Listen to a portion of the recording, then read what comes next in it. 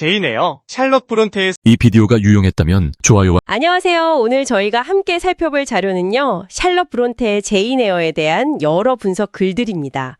이게 뭐 그냥 로맨스 소설 이렇게만 아는 경우가 많은데 사실은 그렇지 않다는 거죠. 네, 맞아요. 보내주신 자료들을 보니까 이게 단순히 사랑 이야기라기보다는 굉장히 혁명적인 텍스트라는 걸 다시 한번 느꼈어요. 그렇죠. 19세기 빅토리아 시대의 어떤 통념 같은 거에 맞서서 여성의 자아, 또 독립 이런 걸 이야기했잖아요. 네, 사회 비판이라든지 개인의 성장이라든지 이런 깊은 주제들이 어떻게 녹아있는지, 또 이게 왜 오늘날에도 여전히 의미가 있는지 자료들이 잘 짚어주고 있더라고요. 그래서 오늘 저희는 이 자료들을 바탕으로 제인 에어의 핵심, 그러니까 억압 속에서도 자기 자신을 찾아가는 한 여성의 여정, 그리고 그 안에 담긴 보편적인 메시지를 좀 더 깊이 파고 들어가 보려고 합니다. 좋습니다. 왜 이 오래된 이야기가 아직도 우리 마음을 흔드는지 그 이유를 같이 찾아보면 흥미로울 것 같아요. 자, 그럼 시작해 볼까요? 이야기는 제인의 그 힘든 어린 시절부터 시작하잖아요. 친척 집에서 학대받고 로드 기숙학교에서는 뭐랄까 엄격한 규율과 억압적인 분위기, 정말 차가운 세상이었죠. 네, 그렇죠. 근데 자료들이 주목하는 건 제인이 그런 환경에서 그냥 주저앉는 게 아니라는 점이에요. 오히려 그걸 딛고 독립적인 정신과 강인한 의지를 키워나간다는 거. 맞아요.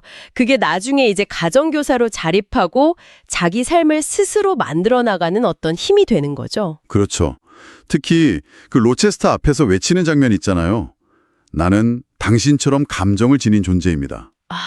내 영혼은 당신과 동등합니다. 이 부분이요.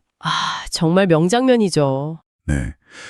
한 자료에서는 이 대사를 그냥 감정적인 호소가 아니라 사회적 지위나 성별을 넘어서 한 인간으로서 나는 당신과 동등한 존재다라고 선언하는 순간으로 분석하더라고요. 엘리자베스 리긴이라는 비평가는 이걸 여성자아 탄생의 북소리라고까지 표현했다면서요. 네, 맞아요. 바로 그 지점이죠. 제인이 더 이상 그냥 순응하는 존재가 아니라는 걸 딱 보여주는 거예요. 그 선언이 로체스터와의 관계에서도 그대로 나타나는 것 같아요. 단순히 신분 높은 남자의 사랑을 받는 것에 만족하는 게 아니라 그렇죠. 신분 차이라는 벽 앞에서 그냥 받아들이는 게 아니잖아요. 제인은 진정한 사랑은 상호 존중과 평등에 기반해야 한다고 믿으니까요. 동등한 인격체로서 사랑받기를 원했던 거죠. 네. 그래서 로체스터에게 그 비밀이 있다는 걸 알았을 때 그를 떠나기로 결정하잖아요. 당시로서는 정말 파격적인 행동이었을 텐데. 사랑보다 자신의 존엄성을 지키려는 그 의지가 정말 강하게 느껴지는 대목이에요. 바로 그 지점이 샬럿 브론테의 어떤 날카로운 사회 비판의식하고 연결된다고 자료들은 보고 있어요.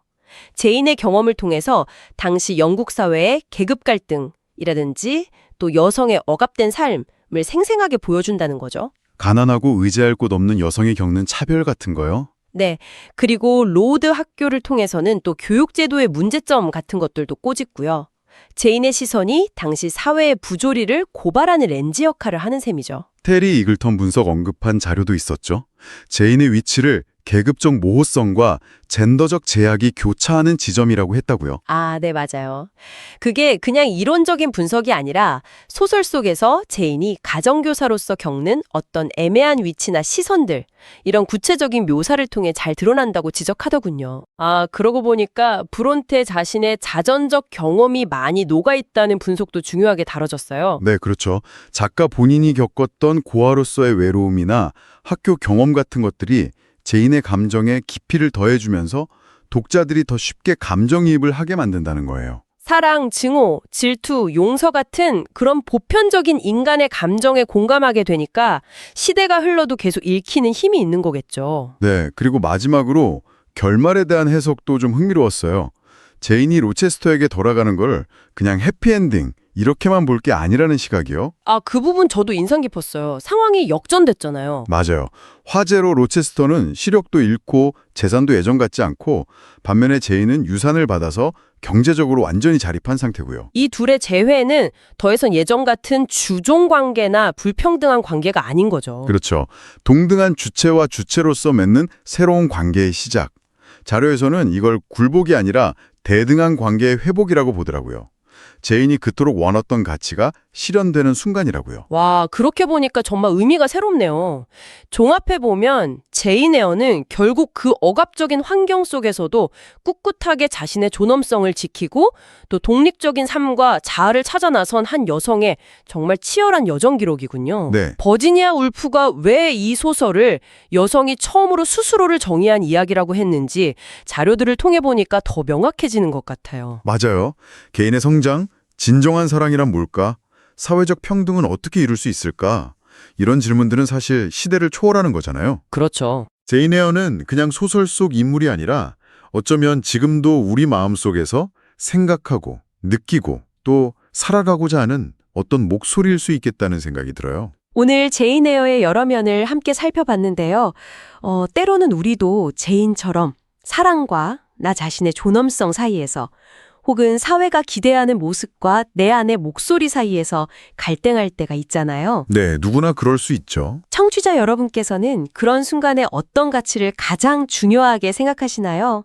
한 번쯤 스스로에게 이런 질문을 던져보는 시간을 가져보시는 건 어떨까요? 구독 버튼을 눌러주세요. 행복한 삶을 위한 더 많은 팁을 공유할 테니 계속해서 성필원 채널을 검색해주세요. 감사합니다. 삶과 문학 1847년 빅토리아 시대 영국 문학계의 한 편의 소설이 폭풍 같은 반향을 일으켰다. 바로 샬럿 브론테의 제인 에어. 가난하고 평범한 가정교사 제인 에어가 겪는 사랑과 역경, 성장을 그린 이 소설은 당시 여성에게 요구되던 순종과 희생을 거부하고 독립적인 여성상을 제시하며 문학계에 신선한 충격을 안겨주었다. 여기서는 제인 에어를 통해 샬럿 브론테의 삶과 문학 세계를 조명하고 그녀의 작품이 지닌 시대적 의미와 현대사회에 던지는 메시지를 심층적으로 분석한다. 1816년 영국 요크셔 지방의 작은 마을 손턴에서 태어난 샬럿 브론테는 목사였던 아버지 패트릭 브론테와 어머니 마리아 브레넬 사이에서 6남매 중 셋째 딸로 태어났다. 어린 시절 어머니를 잃고 엄격한 기숙학교 생활을 경험하며 샬럿은 일찍부터 세상의 냉혹함과 여성에게 가해지는 사회적 제약을 깨달았다. 하지만 샬럿은 고독한 환경 속에서도 독서와 글쓰기를 통해 내면의 열정을 키워나갔다.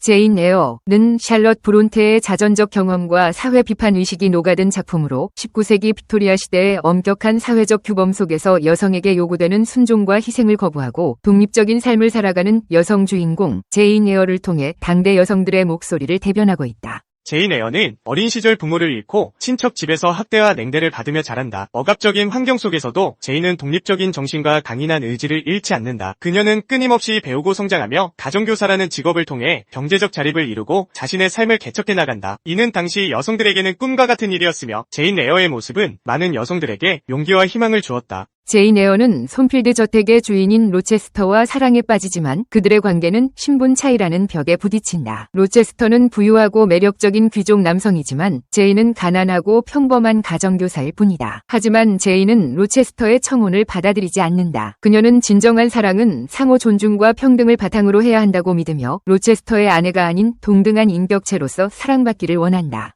제인 에어는 로체스터의 비밀을 알게 된 후에도 그를 사랑하지만 자신의 신념을 지키기 위해 저택을 떠난다. 이는 당시 사회적 통념을 깨는 파격적인 행동이었으며 여성의 자립과 주체성을 강조하는 메시지를 담고 있다. 제인 에어는 19세기 영국 사회의 계급 갈등과 여성의 억압된 삶을 적나라하게 드러낸다. 제인 에어는 가난하고 힘없는 존재로서 사회적 차별과 불평등을 경험하며 이를 통해 독자들에게 사회 문제에 대한 비판적인 시각을 제공한다. 특히 소설 속 로우드 기숙학교는 빅토리아 시대교육 제도의 문제점을 고발하는 중요한 공간이다. 학교는 엄격한 규율과 억압적인 분위기 속에서 학생들을 통제하고 가난한 학생들에게는 차별적인 대우를 한다. 제인 에어는 이러한 부조리에 맞서 싸우며 교육의 진정한 의미와 가치를 되새기게 한다. 제인 에어는 샬럿 브론테 자신의 삶과 경험을 바탕으로 쓰여진 작품이다. 그녀는 어린 시절 어머니를 잃고 엄격한 기숙학교 생활을 하면서 겪었던 고통과 외로움을 제인 에어의 감정에 투영하여 섬세하게 묘사했다. 독자들은 제인 에어의 감정에 깊이 공감하며 그녀의 성장과 변화를 함께 경험한다. 제인 에어는 출간 이후 170여 년이 지난 지금까지도 전 세계 독자들에게 깊은 감동과 울림을 선사하고 있다. 이는 제인 에어라는 캐릭터가 지닌 보편적인 매력과 시대를 초월한 주제의식 덕분이다. 사랑, 증오, 질투, 용서 등 제인 에어가 겪는 감정은 누구나 공감할 수 있는 보편적인 인간의 감정이다. 독자들은 제인 에어의 감정에 몰입하며 함께 울고 웃고 분노하며 삶의 의미를 되새긴다. 여성의 독립, 진정한 사랑의 의미, 사회적 불평등 등 제인 에어에서 다루는 주제는 오늘날에도 여전히 유효하며 독자들에게 깊은 생각거리를 던져준다.